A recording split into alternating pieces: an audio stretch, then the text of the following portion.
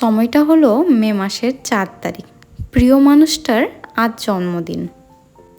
রাত্রি ১২টার সময় ছোট্ট একটা কেক কেটে আমরা সেলিব্রেশন করে নিয়েছি। আজ সকাল সকাল উঠে পড়েছি। হাজব্যান্ডের জন্য নাস্তা করার জন্য রান্নাঘরে চলে এসেছি। ময়দা মেখে রেখে দিয়েছি, আর এই যে এখানে চাও রেডি হয়ে গিয়েছে। বিয়ের পরে এটা হচ্ছে তার প্রথম জন্মদিন আমার সঙ্গে। রাতে অনেক কিছু প্ল্যানিং ছিল আর দিনেরও অনেক প্ল্যানিং ছিল, কিন্তু সবগুলোই একটু ভুলভ্রান্তিতে আর হয়ে উঠল না।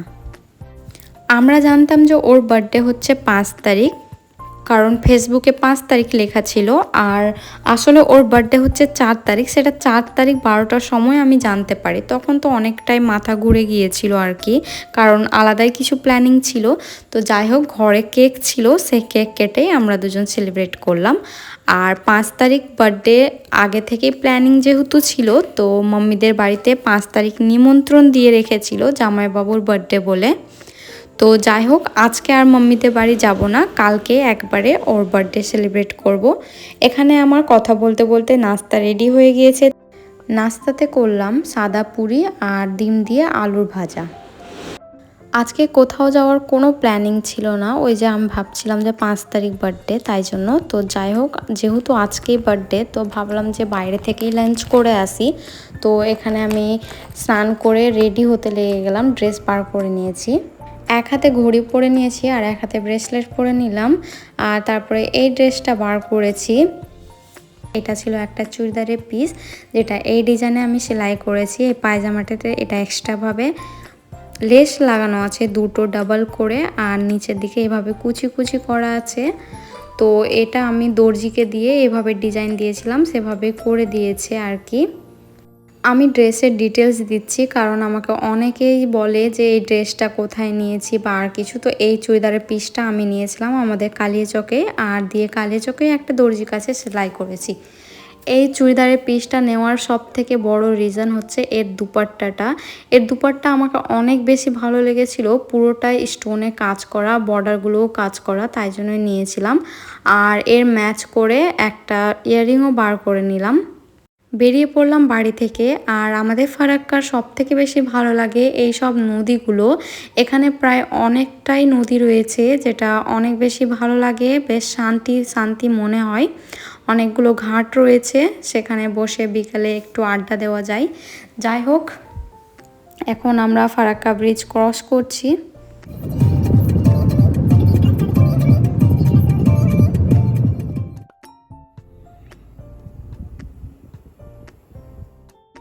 এই যে আমাদের বার্থডে বয়, সে আর আমি আজকে সেম সেম কালারের ড্রেস পরেছি।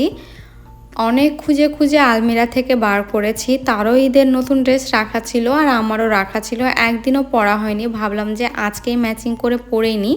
আমরা বেশিরভাগই ম্যাচিং করার চেষ্টা করি, সব সময় তো আর হয় না, বিশেষ কিছু থাকলে চেষ্টা করি আর কি।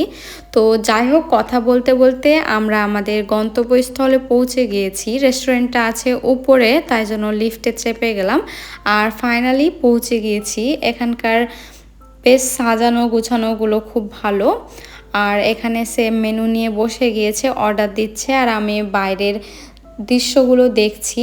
আমরা একটা জানালার ধারে সিট নিয়ে নিয়েছিলাম, সেখানেই দুজন বসে যতক্ষণ খাবারগুলো আসে আমরা ফটো ভিডিও ক্লিক করছিলাম, দিনটাকে স্মরণীয় রাখার জন্য।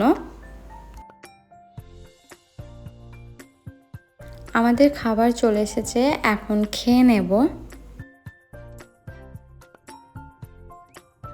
লাঞ্চ কমপ্লিট করার পর আমরা নিচে চলে এসেছি। এখানে এসে একটু চারপাশ ভালোভাবে ঘুরে দেখে নিলাম কোথায় কি আছে। বেশ জায়গাটা আমার খুব পছন্দ হয়েছে, চারিদিকে বেশ ভালোই সাজানো গোছানো রয়েছে।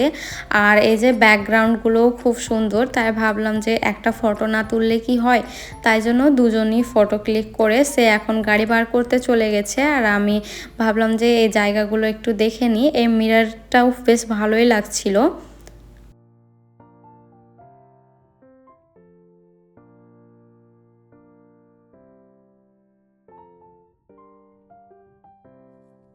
আর এই যে এই জায়গাটাও বসার মতো বেশ ভালোই জায়গা ছিল, ভিতরটাও খুব সুন্দর আছে। তো সেখানে আর গেলাম না, অনেকটাই ভিড় ছিল। যাই হোক, ভাবলাম যে বাড়ি যাব, তার আগে আবার মাম্মি কল দিল যে এখানে একবার দেখা করে যা। তো তাই জন্য এখন যাচ্ছি মাম্মিদের বাড়ি, কিছুক্ষণ বসে আবার বেরিয়ে যাব। এই যে কথা বলতে বলতে আমরা চলেও এসেছি, আর এখানে এসেও আমি সেই ভিডিও আর ফটো তুলতে লেগে গিয়েছি। আমি যেমন ছবি তুলতে খুব পছন্দ করি, তেমন আর এক আমার মা আমাকে সব জায়গাতে নিয়ে যায়, যে যেখানে যেখানে ব্যাকগ্রাউন্ড বেশ ভালো সেখানে সেখানে নিয়ে যায়। তো এই জায়গাতে মাম্মি বলল যে পুরো ম্যাচিং হয়ে গেছে তোদের ড্রেসের সঙ্গে, এখানে একটা ফটো তুলে নে। দিয়ে আমরা এখানে বসে গিয়েছিলাম, কিছুক্ষণ ছাদে বসে গল্প গুজব করেছিলাম। তারপরে এই যে আমার ভাইকেও অনেক আমি পরেশান করে দিয়েছিলাম। যাই হোক, অনেক কথাবার্তা হলো, এখন আমরা বাড়ির দিকে রওনা দিলাম। চলে এসেছি বাড়ি, এখন ফ্রেশ হয়ে নেব। কালকে সকাল সকাল আবার বেরোতে হবে, কালকে মাম্মিদের বাড়িতে বার্থডে সেলিব্রেশন হবে। ওই যে 5 তারিখেরই আমাদের প্রথম থেকে প্রোগ্রাম ছিল, তো সেটাই হবে আর কি।